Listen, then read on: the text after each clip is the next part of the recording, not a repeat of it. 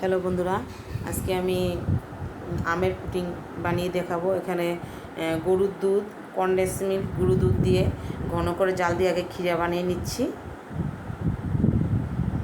Condense milk, গরুর দুধও দিয়েছি। আমি এখন ক্ষীরা বানিয়ে নিচ্ছি। অনবরত নাড়তে থাকবেন, কেননা যাতে নিচে লেগে না যায় দুধটা। আর এই যে আম কেটে আমি আমের আঁটি ছাড়িয়ে নিয়েছি।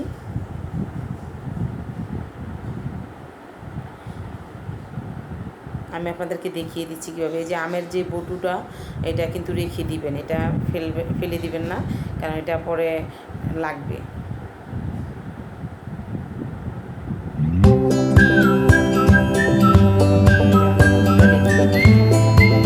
এখন আমের আটিটাকে কীভাবে ছাড়িয়ে নিচ্ছি আমি দেখিয়ে দিচ্ছি আপনাদেরকে।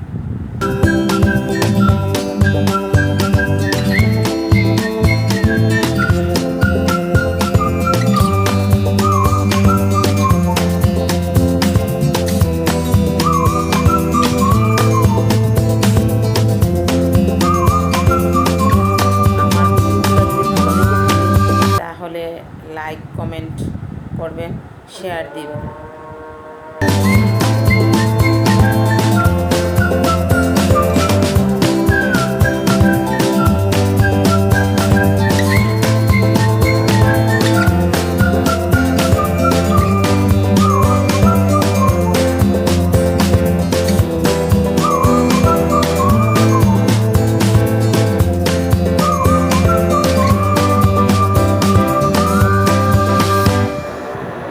দেখেছেন পাখিটাকে কীভাবে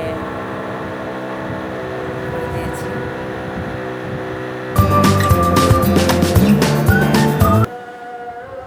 এখন দুধ যে ক্ষীরা বানিয়ে নিয়েছি, ওটা আমের আটিটা ছেড়ে নিয়েছি, ওই আমগুলোর ভিতরে ঢুকিয়ে দিব। ছোটো চামচ নিয়ে নেবেন যাতে ঢুকাতে সুবিধা হয়। আমি কীভাবে ঢুকিয়ে দিচ্ছি দেখে নেবেন। এই যে এখন বটুটাকে লাগিয়ে দিচ্ছি যাতে এটা পড়ে না যায়।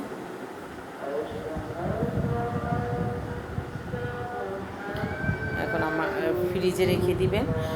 ওটাকে ফ্রিজে রেখে দিয়ে এইভাবে চাকু দিয়ে ছিলে নেবেন আপনাকে। এই যে আমার হয়ে গিয়েছে। বরফ হয়ে গেলে পরের দিন এটা নামিয়ে নেবেন, নামিয়ে নিয়ে কাটবেন, বা পরের দিন না হলে আপনার যেদিন মন চায় সেদিনই খেতে পারবেন, কোনো সমস্যা নেই। যে আমার আমের পুডিং হয়ে গিয়েছে। ধন্যবাদ সবাইকে আমার সাথে থাকার জন্য।